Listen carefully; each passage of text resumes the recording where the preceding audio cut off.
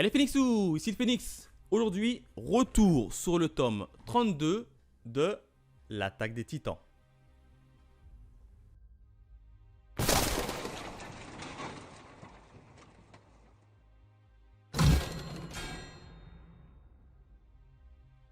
Comme d'habitude, on démarre sur la jaquette et les différents bonus de ce tome numéro 32. Alors la jaquette est juste magnifique, hein. On a qui? On a simplement les Eldiens et les Mars. Tous regroupés, hein, qui symbolisent l'alliance qui a été passée dans le tome 31 pour tout simplement stopper Eren, hein. J'adore réellement cette jaquette, elle est très belle. On les voit, ils se défendent tous les uns les autres contre la menace d'Eren et du grand terrassement. Quatrième de couverture, bon, comme d'habitude, je suis pas un grand fan, il n'y a rien à dire, hein, c'est du classique avec le petit résumé. En termes de bonus, comme d'habitude, on a la présentation des différents personnages juste devant pour savoir qui fait quoi, où est-ce qu'on en est, etc. Donc ça, c'est plutôt pas mal. À la fin du manga, comme d'habitude, on a 2 pages de bande dessinée qui reprend nos personnages préférés dans un univers différent. Maintenant, on s'attaque de suite à la partie review du tome 32 de l'attaque des titans. Alors, qu'est-ce qui s'est passé au niveau de ce tome 32? Principalement 2 événements, hein. Et le premier événement, j'ai envie de l'intituler Tension. Tension, pourquoi? Tout simplement au sein de la toute nouvelle alliance, hein, qui est composée à la fois des Mars et des Eldiens, hein, ceux qui se faisaient la guerre pendant très longtemps tout simplement. Et évidemment, il fallait que ça arrive. Ça commence à fustiger quelques reproches envers les uns, envers les autres. Comme quoi les Mars, ils disent que c'est à cause des Eldiens qu'on en est arrivé là. Les Eldiens, ils disent non, on n'a fait que de se défendre, etc. etc. Et puis là, tu as Jelena, hein, qui est assise tranquillement, hein, qui est un peu au milieu et capturée forcée. Donc elle est un peu, elle n'a pas vraiment de clan. Elle dit, vous me faites bien rire tous les deux.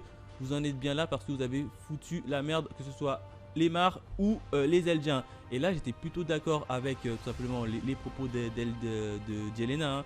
Tout simplement parce que Armin et Mikasa, ils ont, d'accord, ils étaient là pour se défendre, mais ils ont quand même tué des humains quand ils se sont attaqués à Révélion, notamment dans la cité de Mars.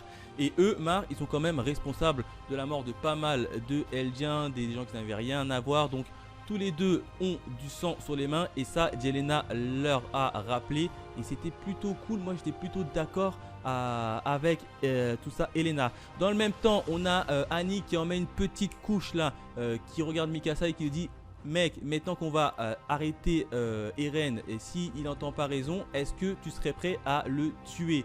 Et puis là, tu as Mikasa qui dit on n'est pas forcément obligé de le tuer. Donc Mikasa, je pense que quand elle devra abattre Eren, je pense qu'elle va aller du côté d'Eren et elle va liquider ceux qui l'ont aidé. Donc je pense que Mikasa, elle est capable de retourner sa veste pour tout simplement sauver Eren. Donc là, il y a une petite mésentente entre Annie et Mikasa. En plus, on les connaît les deux, hein. Ce sont de vraies bagarreuses. Donc c'était extrêmement chaud au niveau du camp et il a fallu l'intervention de Hansi qui vienne et qui apaise tout ça pour un peu repartir dans le bon sens. Le deuxième événement, j'ai envie de l'intituler le début de l'offensive, hein, notamment l'offensive pour notre coalition qui vont tenter de récupérer un certain avion qui est détenu par les Pro-Jaggers pour pouvoir se rendre plus facilement et atteindre plus rapidement tout simplement Eren, hein.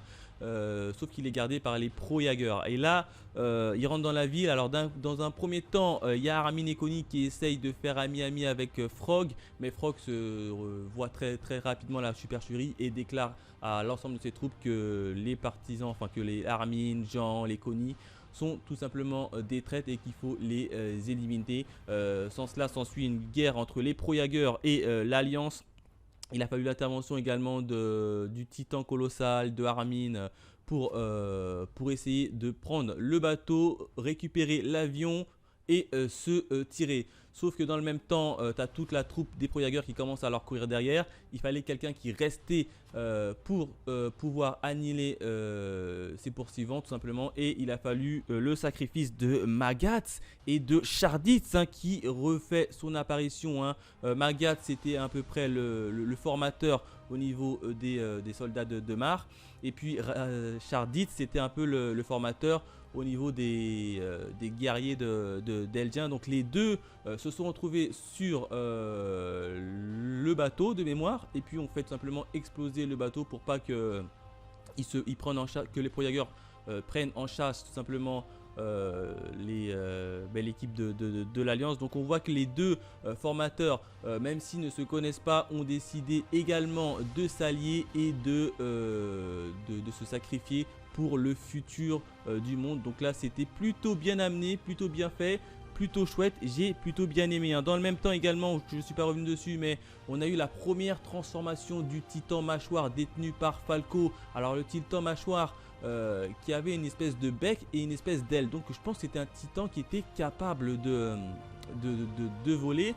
Donc comme quoi les Titans seront modelés à la façon dont dont le réceptacle le pense, hein. A priori c'est ça. Sauf que comme vous le savez, quand un réceptacle reçoit un titan et qu'il se transforme la première fois, il est souvent désorienté. Donc il a fallu l'intervention de Pic, je crois, pour venir aider et ramener à la raison tout simplement Falco. Également, je ne suis pas revenu dessus, mais on a également eu la nouvelle apparence de Eren, hein, en forme de squelette accroché à un bout de... Enfin c'est un squelette et au bout du squelette, il y a un fil tendu, il y a sa tête qui est accrochée. Apparence qui fait assez peur. Bon, on n'est pas trop revenu sur c'est quoi son pouvoir, etc. Mais on voit très clairement qu'il est en direction du monde, hein, et que le monde a essayé de le stopper en posant plein d'armées, notamment sur des navires. Mais bon, ces titans colossaux sont passés facilement à travers cette armée et sont en train de massacrer tout sur leur passage. Voilà ce que je pouvais dire sur le deuxième événement. Voilà ce que je pouvais dire sur le tome 32 de l'attaque des titans, hein. On s'approche dangereusement de la fin, hein. A priori le dernier chapitre serait le chapitre 139. Et là au niveau du tome 32, je crois qu'il recouvre le chapitre 127 au 130. Donc il reste encore 9 chapitres pour finir l'attaque des titans. J'espère que la fin sera plutôt pas mal et en bonne et due forme, hein. J'espère également qu'on apprendra également un peu plus sur l'apparence de Eren et le choix de Mikasa, hein. Qu'est-ce qu'elle fera? Est-ce qu'elle sera capable de tuer Eren, ou alors au contraire elle va changer de camp au dernier moment et se mettre aux côtés d'Eren? Bref, l'attaque titan c'est un pur chef d'œuvre. Si je devais lui mettre une petite note, je lui aurais mis la note de 5 sur 5, hein, comme vous le savez. J'adore vraiment cette série. Voilà, n'hésitez pas à me dire dans les commentaires vos avis sur le tome 32 de l'attaque des titans. Quant à nous, on se retrouve très vite pour de nouvelles aventures. Allez, bye mes Phoenixous.